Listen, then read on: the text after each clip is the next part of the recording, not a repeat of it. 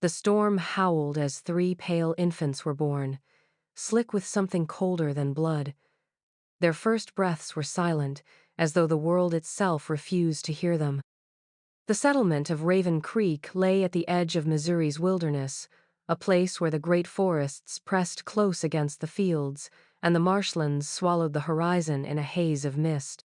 It was not a town marked on most maps, though a cluster of smoke rising above the trees might betray its presence to a passing traveler. Those who lived there had long since ceased to expect visitors.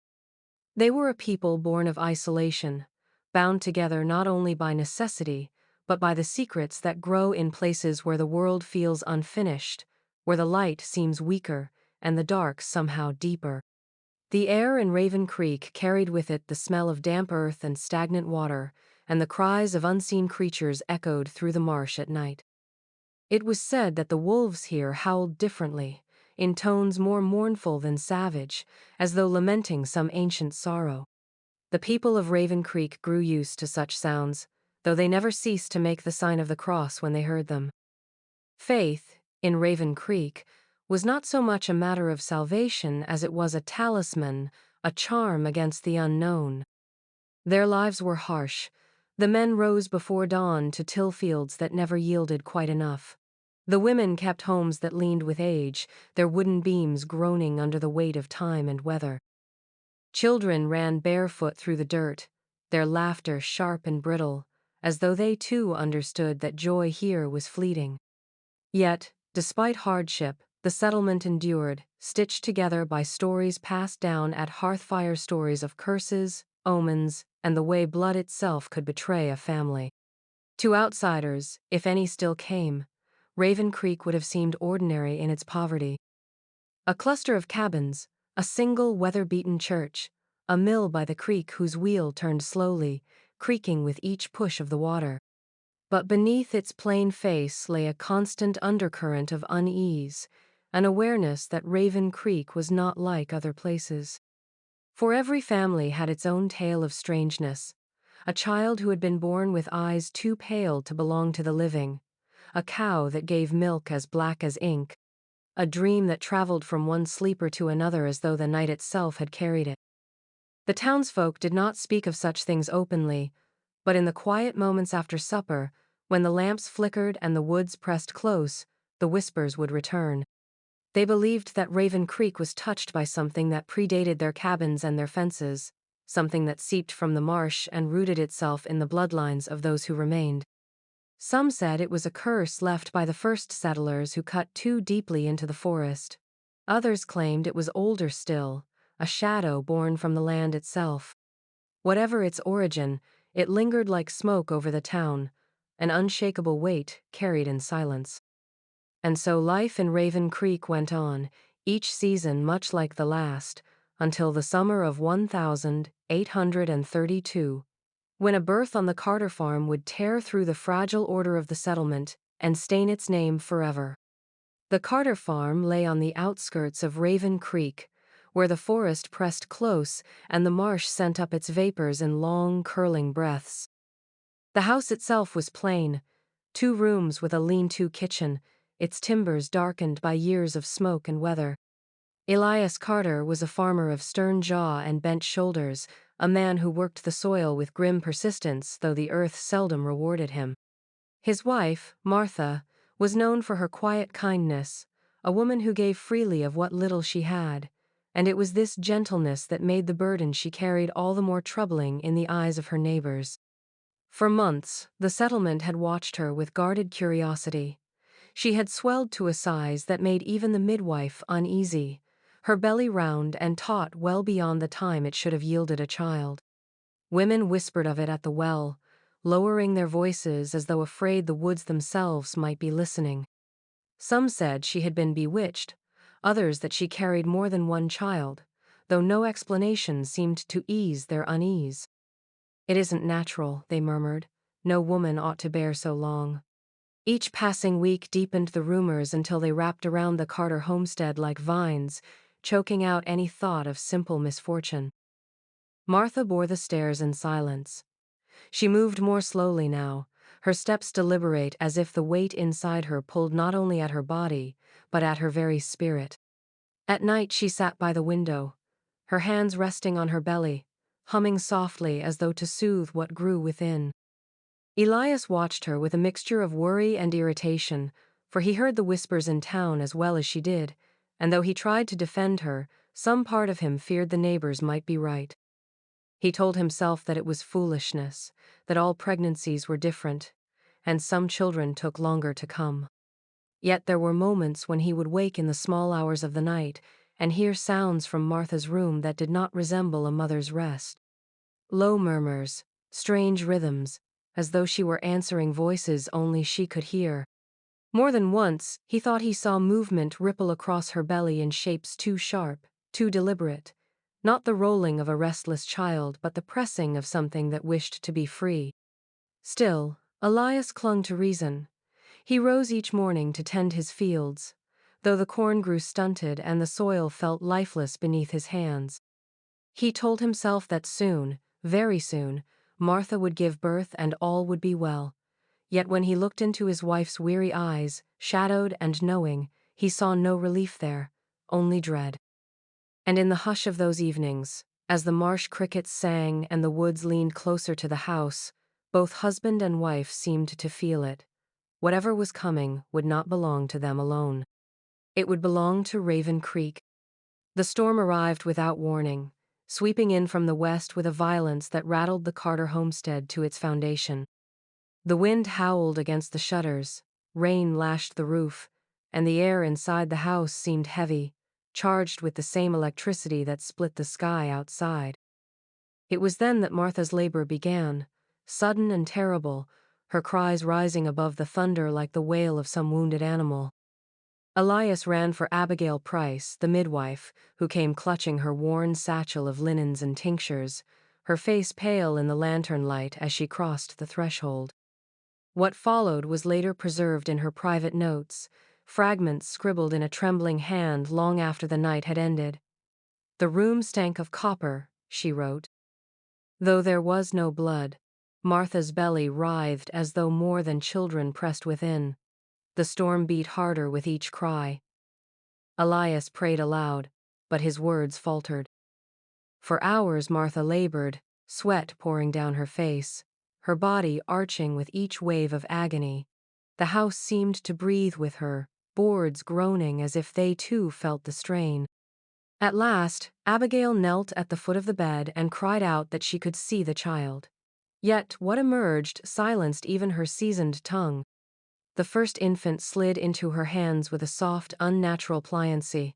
Its flesh was not pink but a pallid gray, slick and shining as though it had never known the warmth of blood. When Abigail pressed her fingers against its chest, she found no beating heart, no rush beneath the skin, and yet it moved. The tiny mouth opened soundlessly, the limbs flexed in a boneless fold, and the eyes clouded amber, too old for such a face fixed on hers. Not stillborn, she wrote later. Not alive either, something in between. Before she could speak, the second came, and then the third, each more dreadful than the last. 3 brothers, all identical in their grotesque form, laid side by side on the linen. They made no sound, but their eyes followed every motion in the room, unblinking. Martha reached for them with trembling hands, whispering their names before Elias could object, as though naming them might anchor them to this world. The storm outside reached its peak, thunder shaking the glass in its frame, rain beating against the house like fists. Elias staggered back, muttering that it was not natural, that no man should claim such offspring. Abigail, her hands still slick from handling the strange children, could only stare. Later she would write the words she dared not speak aloud that night. 3 sons were born, but not of flesh as we know it. They are hollow things. No bone, no blood, yet alive in a manner I cannot name. I fear what this means for Martha, for Elias, for us all. In the days that followed the storm, the Carter homestead fell into a silence so heavy it seemed to press upon the walls themselves. The 3 infants lay in their mother's arms or in the cradle Elias had built, Yet nothing about them resembled the familiar rhythm of newborn life. They did not cry. They did not wail for milk, nor fill the house with restless stirring. Instead, they watched, always with those strange amber-clouded eyes, as though measuring the world in a language beyond words. Their flesh had the look of wax left too long in the sun, pallid and translucent, so that when the lantern light fell across them, their limbs shone with a dim glow. When Martha lifted them, their bodies folded in on themselves with no resistance, bending in unnatural angles as if made of pliant clay rather than bone. At first, she wept in fear, thinking them fragile as soap bubbles, but soon she discovered they did not break. No matter how they bent or twisted, they did not bruise, did not bleed, and when she pressed her ear against their small chests, she heard nothing, no heartbeat, no rush of breath. Yet still they moved, slow and deliberate, their tiny hands curling around her fingers with strength enough to chill her. Word of their birth spread despite Elias's stern warning to Abigail Price that she breathed not a word. The settlement was small, and people noticed when Elias stopped coming to church, when Martha did not appear at the well. Whispers already stirred, weaving through Raven Creek with the same unease that had shadowed Martha's long pregnancy. "What has she brought into the world?" they asked. "And what will it mean for the rest of us?" Elias, grim and hollow-eyed, kept to his fields, though little work was done. He barred visitors from the house, turning away even kin with a hardness they had never seen in him before. "They'll not be gawked at like circus beasts," he spat when neighbors pressed too close. He spoke little to Martha, but when he did, it was with urgency. The children must be hidden, their existence known only to the family. If the town saw what had been born beneath his roof, he feared the Carter name would be cursed beyond redemption. Martha, however, clung to the infants with fierce devotion. To her, they were not monsters nor omens but sons, as deserving of a mother's love as any child of flesh and blood. When the preacher came one Sunday, offering to baptize them, she refused with sudden fire. "They are mine," she said, her voice breaking but resolute. "No holy water will touch them. No priest will claim them. They are not God's to wash clean." Elias looked at her then, seeing both her tenderness and her madness, and felt a deeper dread take hold. For even as he tried to hide the children, it was plain to him that the Carters could not keep such a secret forever. The eyes of Raven Creek were already turning toward them, and the children, silent and watchful, seemed to know it. By midsummer, the Carter farm bore the marks of a place set apart from the natural order. The cornfield that Elias had planted with trembling hands after the birth rose higher than any he had ever seen, the stalks shooting up almost overnight as though some unseen force hurried them toward the sun. At first he thought it a blessing, a miracle of abundance to make sense of all his suffering. But then, as quickly as the stalks grew, they withered. Entire rows rotted in a single night, their husks blackened, their leaves curled and brittle as paper by morning. Elias burned what he could, but the stench clung to the air and seeped into the soil, making him wonder whether the land itself was turning against him. The animals fared no better. The family's old mule balked at the barn door, refusing to step within, no matter how Elias cursed and tugged at its reins.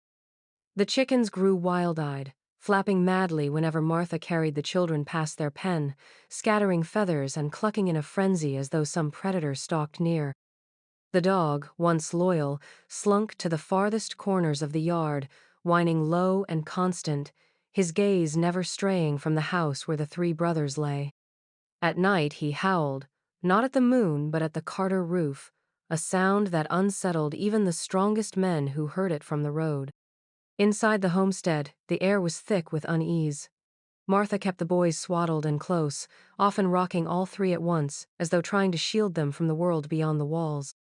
They never cried, never slept as children ought, but their eyes tracked her with an intensity that left Elias sleepless in his own bed. He had begun to avoid them, finding excuses to work late in the fields despite the strange harvest, his hands raw from toil that yielded only ruin. When Martha pressed him to hold his sons, He muttered that a father's duty was in providing, not in cradling. Yet his eyes betrayed fear, and Martha knew it. Beyond the farm, Raven Creek's whispers thickened. The townsfolk spoke of the Carter deformities, though none had seen the children with their own eyes. Some claimed Elias had buried malformed babes in the marsh and hidden the truth. Others whispered of Martha consorting with dark forces, pointing to her defiance of baptism as proof that no Christian woman could act so without reason. By the well, by the church steps, in the dim corners of the tavern, the Carter's name was carried on lips like a curse. And in the rustling cornfields, when the wind carried the sound just right, some swore they heard voices sa murmur rising and falling, neither fully human nor beast. Elias dismissed it as superstition, yet more than once, working alone at dusk, he froze at the sound of whispers weaving through the stalks. He could not tell if they came from the fields, the marsh, or from within the barn itself where his sons waited in their silence, watching. Reverend Silas Hale had lived in Raven Creek for nearly a decade, long enough to understand the weight of rumor in a place where belief often held more sway than truth. He had heard many tales whispered at the churchyard fence, ghost lights in the marsh, witches dancing beneath the hickory grove, signs carved into the bark of trees by no mortal hand, but most faded like smoke once daylight came. Yet the talk of the Carter children did not fade. It grew, winding its way through every household until the Reverend himself could no longer ignore it. He set out one evening just before dusk, walking the narrow road that led to the Carter farm. The fields on either side lay half-ruined, with patches of corn towering unnaturally before collapsing into rot. The air carried a sour tang, as though the soil itself had soured. Reverend Hale muttered a prayer under his breath as he approached the house, and though he was a man of God, he felt the weight of unseen eyes upon him long before he knocked at the door. Martha opened it, her face pale with weariness, her arms full with the swaddled shapes of her sons. She seemed both startled and defiant at the sight of the Reverend, her lips tightening as though to refuse him entry. But Hale's gaze softened, his voice calm as he explained that he came not as judge, but as shepherd, drawn by concern for his flock. Martha hesitated, then stepped aside, allowing him into the dim, close air of the homestead. What he saw chilled him to his marrow. 3 infants lay in the cradle, their eyes wide and unblinking, fixed upon him as though they had long awaited his arrival. Their skin gleamed pallid in the lantern light, and when Martha lifted one into her arms, its limbs bent like softened wax, folding without bone or resistance. Yet it was not their bodies that unnerved the Reverend most, it was their gaze. For though they could not yet speak, the weight of their stare was sharper than any sermon's rebuke, filled with an intelligence no infant should possess. The Reverend forced himself to kneel beside the cradle, whispering scripture, but the words caught in his throat. The children did not flinch, nor did they recoil at the name of Christ.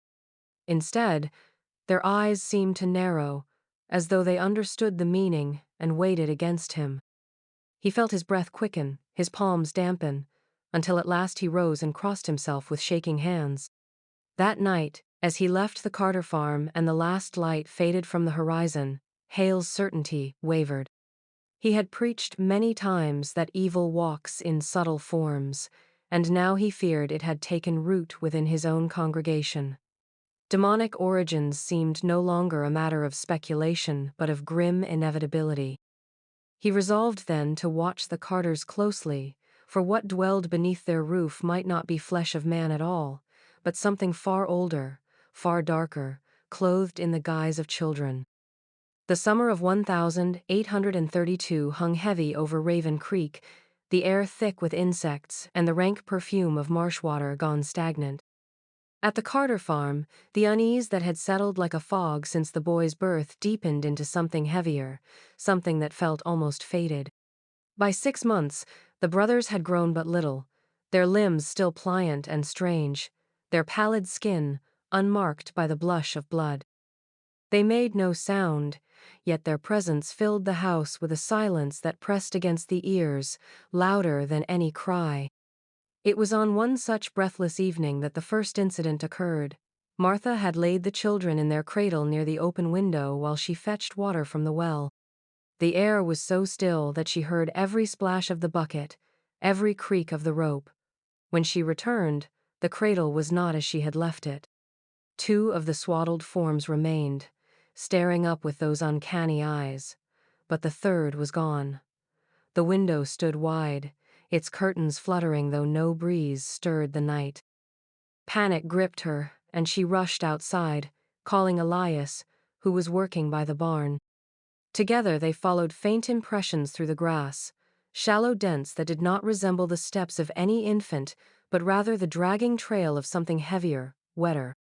The path led straight to the creek that wound past their land. The water's surface was black in the dusk, broken only by a pale shape that floated just below, rippling like wax. Martha waded in, skirts sodden, and pulled the child to her chest. He did not struggle, nor did he cry. His eyes were open, unblinking, reflecting the thin crescent of the moon as though no water had touched him at all.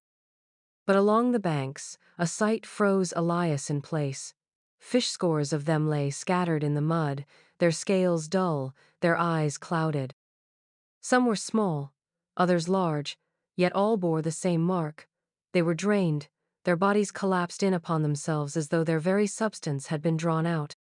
Elias whispered a curse and stumbled back, while Martha clutched her son tighter, rocking him despite the horror at her feet. Word reached Abigail Price before dawn. The midwife arrived with her shawl drawn tight and her eyes sharp with fear. She looked upon the boy in Martha's arms, pale as ever, skin clammy yet untouched by harm, and she shook her head. "These are not sons," she murmured, her voice low as if afraid the walls themselves might overhear. "They are omens. You've brought forth something that does not belong to this earth, Martha Carter.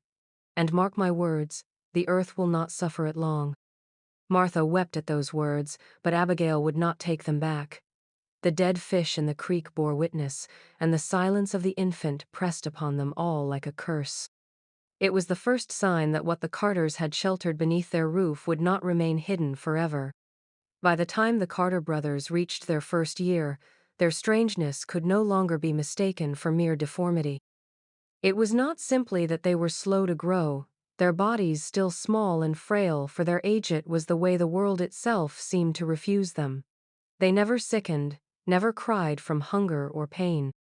When one slipped from Martha's arms onto the packed dirt floor, there was no wail, no bruise that rose upon his waxy skin. Another, curious with infant clumsiness, pressed his hand against the sharp edge of a broken crock.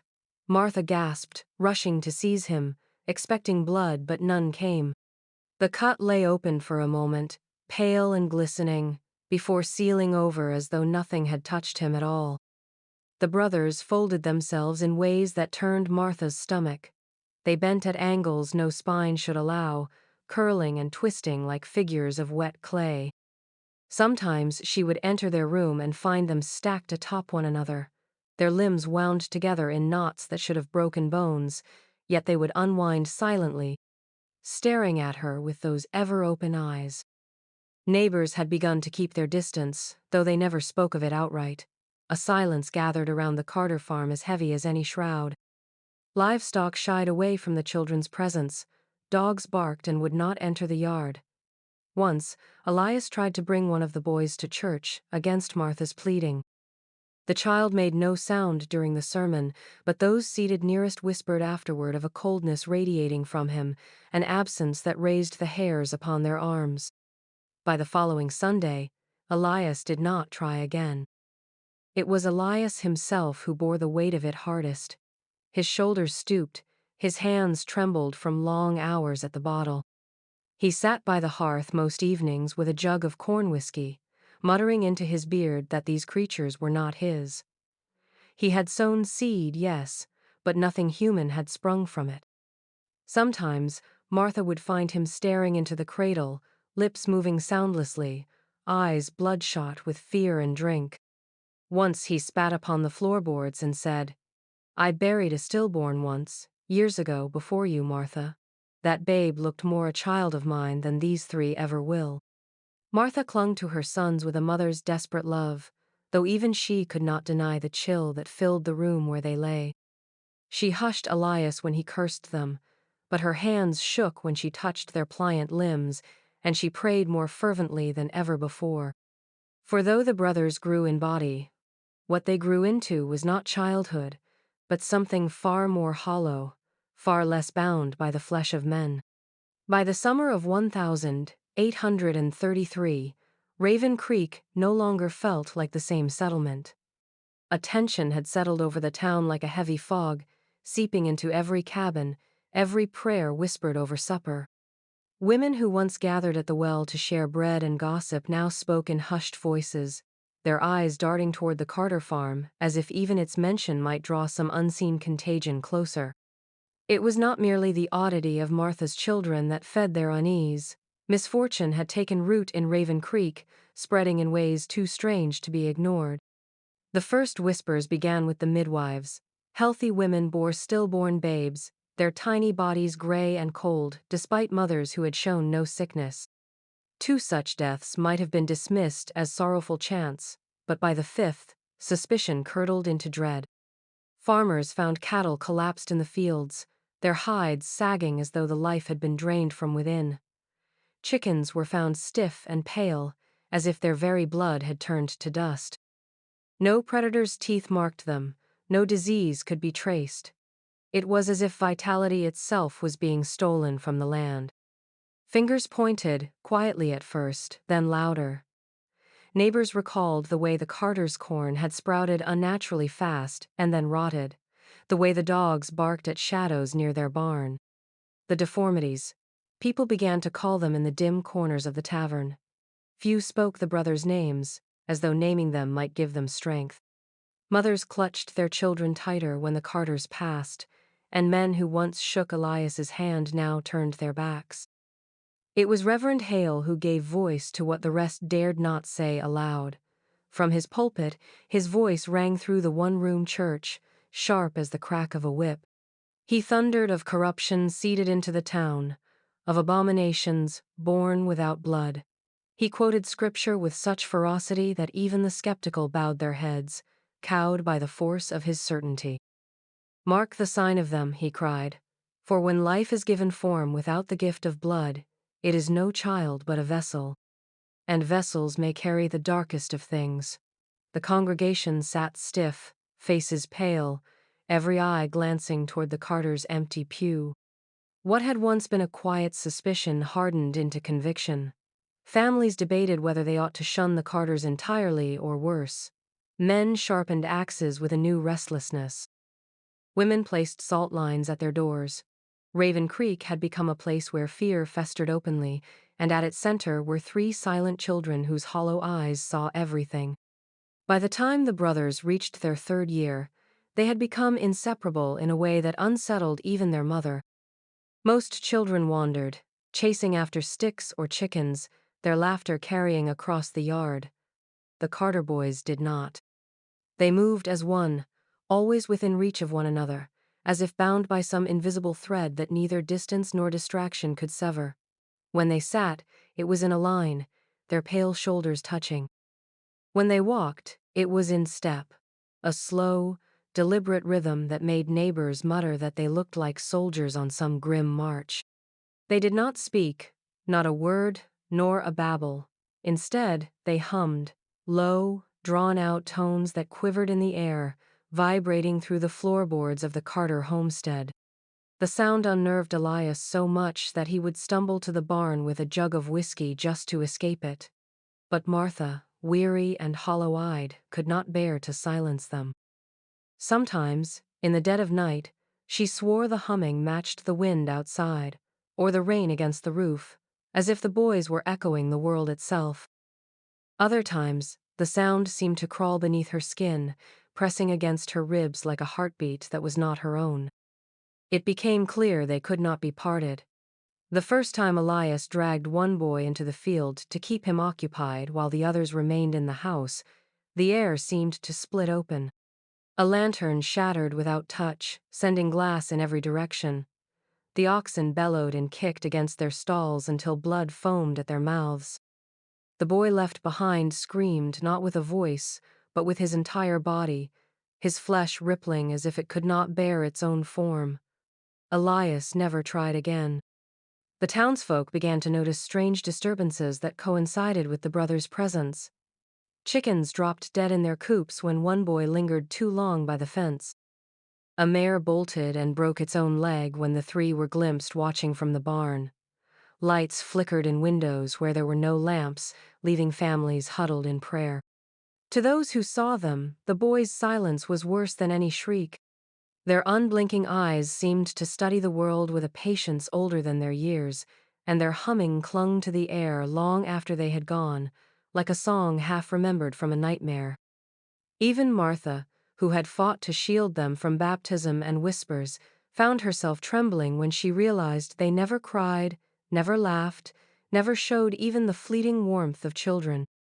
What they had, and all they seemed to need, was each other, three pale figures bound in a bond so fierce, so unnatural, that to break it was to invite chaos itself. The morning Elias Carter disappeared began with an unnatural silence. The roosters did not crow, and the dogs would not stir from beneath the porch. Martha awoke with a start, her heart already pounding, though she could not say why. She reached across the bed for her husband, expecting the coarse scratch of his arm, the reek of last night's whiskey still heavy in his beard. Instead, her fingers sank into something cold and slack. She pulled back the quilt and screamed. What lay beside her was not Elias, not in any sense she could bear to accept. His skin was there, stretched and draped like a discarded garment, but the man himself was gone. The body had collapsed inward, as though emptied of all substance. There was no bone, no blood, no weight. The husk seemed to sigh when she touched it, folding inward, as light as a sheet of paper. His face remained, eyes wide in a final terror, but the sockets were hollow, their depth suggesting something had been pulled from them, taken rather than spent. Martha staggered from the room, clutching her nightdress at the throat, gasping prayers under her breath. She wanted to believe it was some cruel trick of nature, an affliction that struck him down in his sleep, though she knew in her bones it was not sickness. The boys were awake, sitting in their cradle of shadows at the far end of the house. Three pairs of eyes stared at her as though they had been waiting. Their lips did not move, but she swore she heard her husband's name, breathed in a susurrus that coiled through the rafters. Elias. Elias. Neighbors who came at her cries recoiled when they saw the remains. Old Jacob Miller muttered that a body with no bones was no body at all. Abigail Price, the midwife who had once delivered the boys, crossed herself so violently she drew blood with her nails. None would touch what was left. They left Martha alone to tend to the remains of her husband, which she gathered into a linen sack with trembling hands, the way one might gather ash. She buried it in the orchard, where the soil was black and damp, though she felt certain the earth itself would reject him. That night, unable to sleep, Martha sat by the hearth listening. The boys were upstairs, silent in their room, yet the sound returned, faint at first, then swelling until it filled the house. It was not their humming this time. It was a whisper, three voices braided into one, repeating the same name again and again. Elias. Elias. As if calling him back from wherever he had gone, or thanking him for what he had given. Martha pressed her hands to her ears, but the name still poured into her, until it seemed the whole house itself was speaking with the boy's borrowed tongue. By the summer of 1833, the Carter farm had become a place shunned even by those who once called Elias and Martha neighbors. The cornfield stood wild, stalks growing unnaturally tall before collapsing into rot, their husks splitting open to reveal kernels blackened and wet with mildew. The fences sagged, left unrepaired, and the pasture grass grew waist-high, hiding the shapes of half-buried tools and the bones of livestock that had wasted away. No horse would ride close, and even the stray dogs that roamed Raven Creek gave the farm a wide berth, tails tucked low. The neighbors spoke in whispers at market and in the pews. They said the Carter place was cursed, that the soil itself rejected life where those children drew breath. Some claimed they saw shapes moving in the upper windows at night, 3 pale faces pressed against the glass in perfect stillness, watching with a patience that was not human. Others swore they heard sounds carried on the wind, low humming that seemed to rise from the earth itself, crawling under doors and into dreams. Reverend Hale became more insistent, his sermons sharper each week. He warned the congregation that wickedness had taken root in their own community, that to ignore it was to invite God's wrath upon them all. He urged them to act, to cleanse Raven Creek of the stain that festered at the Carter homestead. Yet when he tried to gather men for an intervention, their courage faltered. None wished to set foot on that land. They spoke of Elias's fate and of the way Martha herself had changed her eyes hollow, her body gaunt, but her spirit aflame with a dangerous resolve. For Martha had grown fierce in her solitude. She no longer attended service, no longer sought the company of other women in town. She lingered on her porch with Elias's old rifle across her lap, a shadowed sentinel against anyone who dared trespass. More than once, children straying too close to the edge of the Carter property returned with tales of Martha's figure standing stiff against the horizon, weapon raised, her face pale as bone. Her message needed no words, the boys were hers, and any hand that reached for them would be struck down. Reverend Hale visited her once, driven by both duty and desperation. He spoke of sin, of the dangers of harboring what was unholy, his voice trembling though he strove to make it thunder. Martha met him at the gate, the barrel of the rifle glinting in the sun. She told him plainly that if he stepped 1 foot further, she would send him to his God sooner than his sermons promised. The Reverend left with a chill in his bones, his faith shaken not by her threat, but by the steady sound behind hearth-boys, humming in perfect unison, a dirge that seemed to rise from the marrow of the earth itself. From that day on, no one crossed onto the Carter farm. It stood like a scar at the edge of Raven Creek, an open wound that the townsfolk prayed would one day close on its own. Yet even in their avoidance, all felt the weight of it, pressing down on them as though the farm had grown into something larger than the family. It held an infection spreading beneath the soil, waiting to bloom. The tale of the Carter farm might have remained a rumor whispered only among the people of Raven Creek, had it not been for the traveling peddler whose journals would later surface. His name was Nathaniel Grieve, a wiry man with a crooked smile and a habit of recording his dealings in meticulous detail. He sold trinkets, cloth, and sharpened knives to the outlying farms, earning a reputation for honesty in trade, if not in character. When dusk fell upon his wagon one summer evening, and the road ahead was swallowed in mist, he sought shelter at the first homestead he came upon, the Carter place. The gate hung loose when he entered, creaking like a dying voice. He noted in his diary that the land reeked of mildew and iron, though no blood was visible. Martha Carter received him at the porch, rifle cradled against her chest, her face drawn thin as wax. She allowed him to bed down in the barn only after a coin passed between them, and only with the warning that he must not leave the loft until morning. Yet Nathaniel, ever curious, ignored the warning. By the lantern's light he scribbled his impressions, describing how the farmhouse windows glowed faintly, though no candles burned, and how the night was never silent but pulsed with a low vibration, like a hum carried through the ground. In the hours before dawn he saw them. He wrote of 3 pale boys standing in the doorway of the barn, their forms framed by the dim light of a storm lamp behind them. They were quiet, eerily so, their limbs dangling as if boneless, swaying with unnatural ease. When they lifted their arms, he noted, they bent as cloth might bend, folding at angles that mocked the shape of human bone. Their eyes, amber and unblinking, fixed on him with an intensity that made his breath falter. He claimed there was no glimmer of innocence in those stares, only an emptiness that seemed to weigh heavier than the night itself. Nathaniel fled at first light, hastily scrawling his account while urging his mule along the muddy road. He meant to leave Raven Creek behind, to tell his story in some distant town where superstition was but a curiosity. But he never made it beyond the county line. Days later, his wagon was found overturned near the edge of the forest, its contents strewn and trampled. Nathaniel himself lay beside it, his body collapsed inward like a gutted wineskin, the skin still intact but hollow, drained of blood and marrow. His face was frozen in a scream that seemed to echo even in death. The journal he had carried was recovered, its final words smudged, but legible enough to chill the spine. They are not children. They are hunger given shape. Their eyes are lamps that light the way to nothingness. God preserve me, for they will not. Abigail Price had long since resigned herself to silence. In Raven Creek, words carried like smoke, and anything spoken too loudly found its way into the Reverend's sermons or into the ears of frightened neighbors who twisted the truth into something unrecognizable.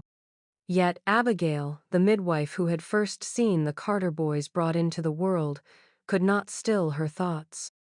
She turned instead to her journal, the cracked leather book she had kept since girlhood, filling its pages with truths she dared not voice.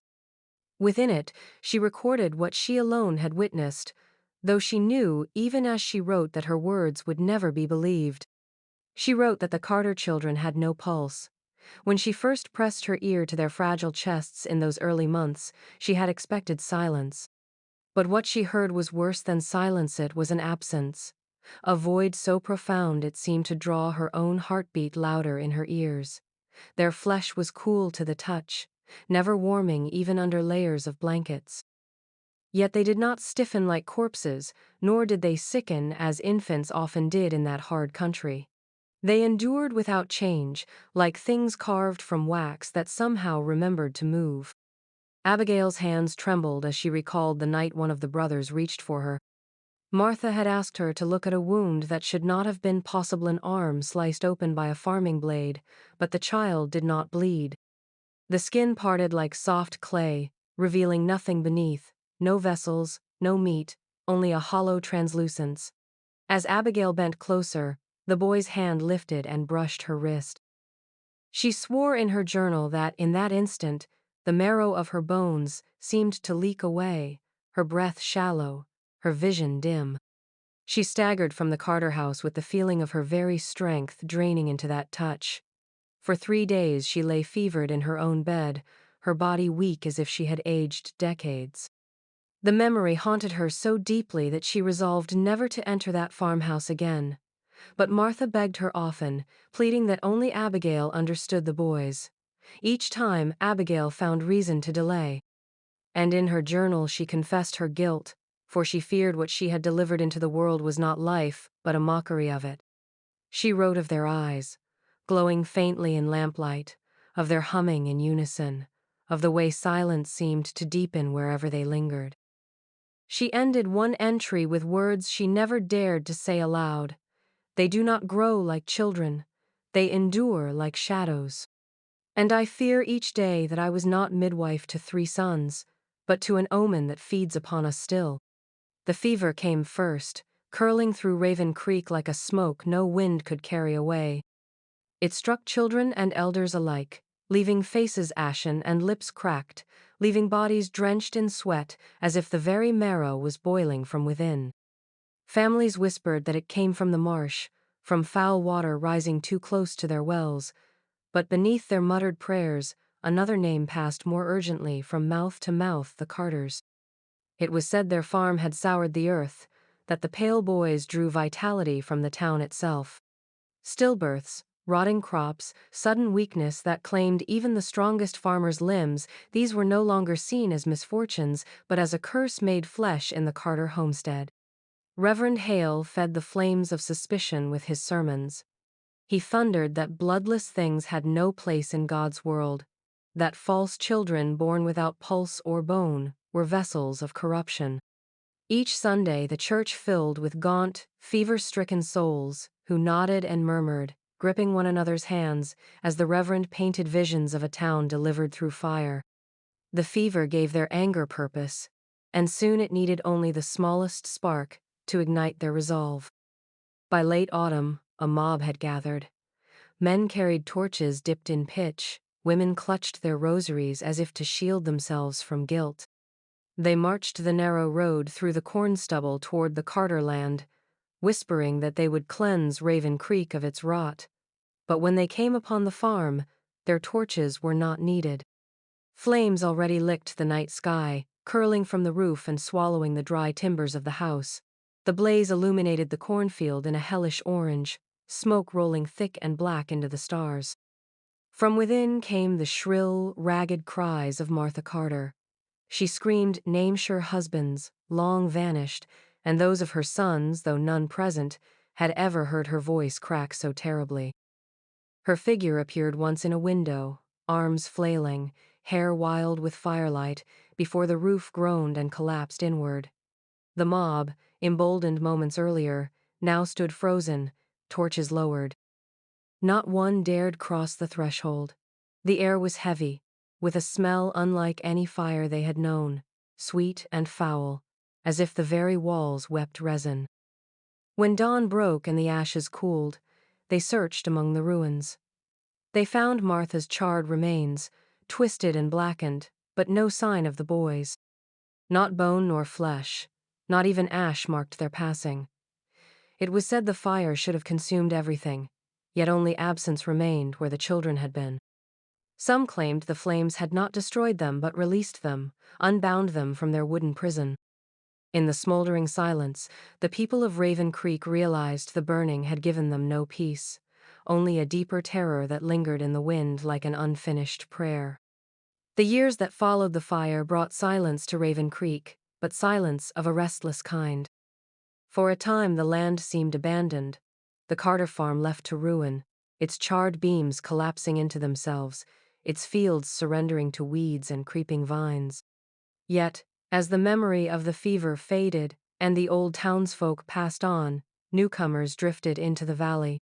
They came seeking cheap land and the promise of fertile soil, finding houses long empty and pastures in need of hands. They did not know the full weight of the stories carried in whispers, or if they did, they dismissed them as superstition belonging to another age. But the land remembered, and it was not eager to forget. It began with sound slow and faint, heard only in the stillness of dusk or the restless hours before dawn. Travelers spoke of music carried on the wind near the old Carter homestead, though no one could say from where it came. Some likened it to humming, a strange, monotonous drone that swelled and receded as if carried on breath not bound to any living throat. Others swore it was singing, the voices of children weaving together in tones too exact, too synchronized, to be natural. Settlers tried to explain it away, blaming the marsh reeds or the call of night birds, yet few dared walk the overgrown path to the Carter ruins after dark. Soon the whispers became more than sound. Children began to vanish from the edges of the settlement. A boy sent to fetch water did not return. A girl gathering berries strayed from the path and was swallowed by the forest. Search parties combed the woods, calling names until their throats were raw, but no trace could be found. Then, without warning, the missing would stumble back days later, pale as milk and hollow-eyed. They bore no wounds, no signs of hunger or thirst, yet something in them had been stripped away. They spoke little, their words flat and devoid of warmth, their eyes staring too long at things unseen. Parents clutched them close, but the children who returned were not the ones who had been lost. The settlers began to fear the ground itself, whispering of a presence that lured the young and marked them forever. The ruins of the Carter homestead became a forbidden place, the trees around it heavy with silence, the air colder than the rest of the valley. Yet at night, if one stood still enough, the humming could be heard again, rising in the distance like the echo of lullabies sung by voices that were not meant to be. And those who listened too long swore they felt eyes upon them, watching from the shadows of the trees, waiting for them to wander just a step too far. Age had carved deep furrows into Reverend Hale's face, and his hands trembled now when he held the worn leather of his Bible. Yet his voice, though cracked with years, still carried weight in Raven Creek. For decades he had watched the town shift and fade, watched generations rise with little memory of the old fire or the unnatural children that had been born beneath a storm. But Hale remembered. He remembered with a clarity that only grew sharper with age, as though time itself pressed the truth into him more firmly, refusing to let him forget. In the weeks before his final sermon, the Reverend filled his journal with restless scrawls, the words uneven, written by a hand that shook yet could not stop. He wrote not of salvation or gentle mercy, but of things he claimed were older than any scripture he had preached. Again and again he returned to the Carter boys, their amber eyes, their humming voices, their bodies that bent as if unmoored from the order of creation. They were not destroyed, he wrote, blotting the ink in his urgency. Fire may consume wood and flesh, but what is born without blood cannot burn.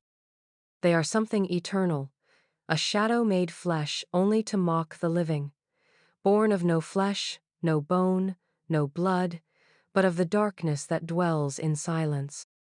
When he stood before his dwindling congregation on a cold autumn Sunday, the pews creaked beneath those who had stayed faithful, though most were younger settlers who regarded him more as a relic than a shepherd.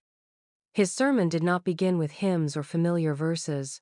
Instead, Hale spoke of the land, of how sin does not simply dwell in hearts, but seeps into earth and water, rooting itself where it is fed.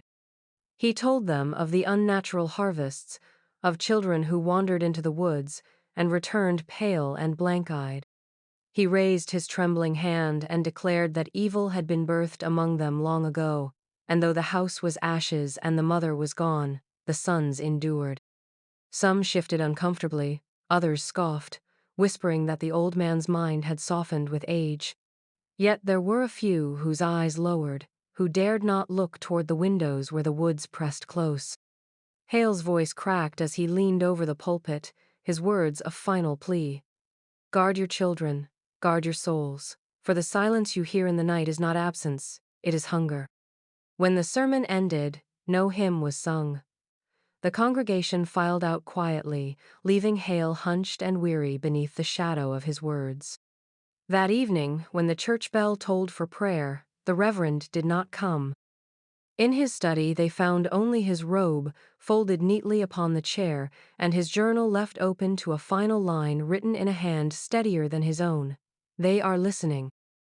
By the middle years of the century, whispers began to stir again, carried on the lips of traders, farmers, and wanderers who crossed Missouri's backroads.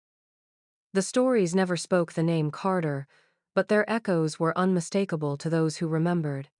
They told of 3 tall men, thin as reeds, whose movements unsettled all who watched them. They walked not with the rhythm of flesh and bone, but with an uneven grace, as though their limbs were guided by strings or by some unseen current. They did not speak. They did not greet.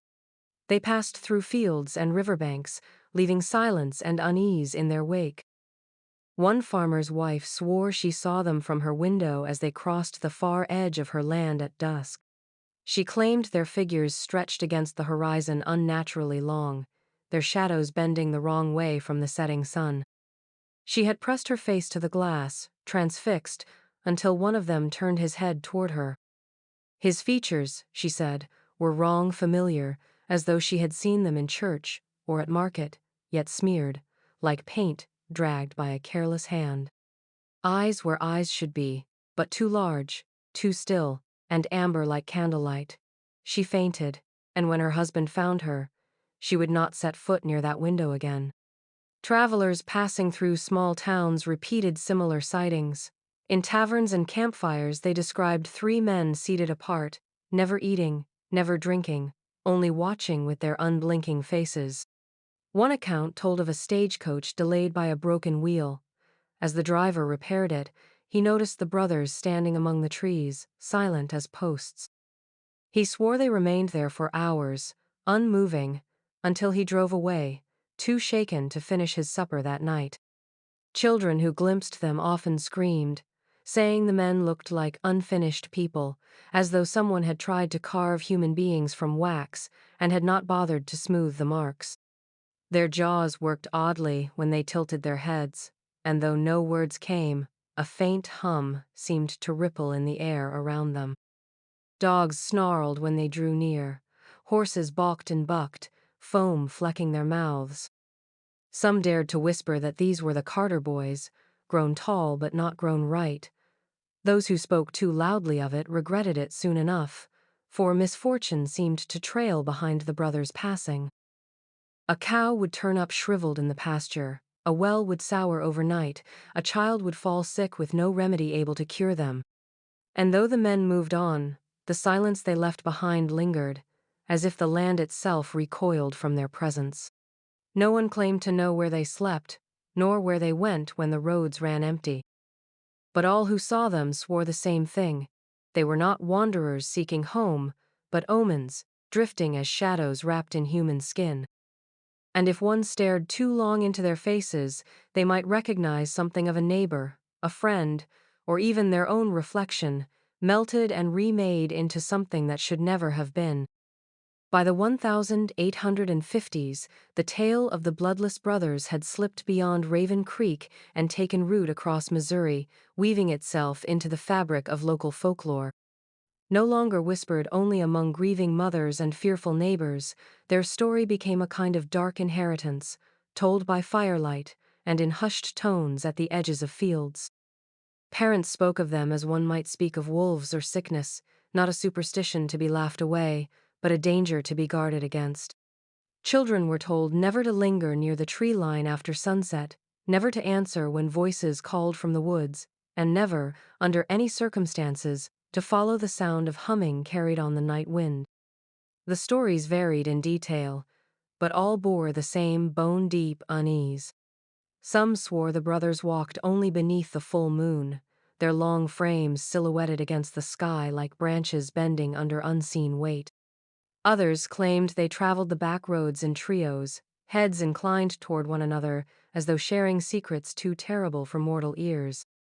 A farmer near Springfield said his boy vanished after chasing a flicker of light into the timber.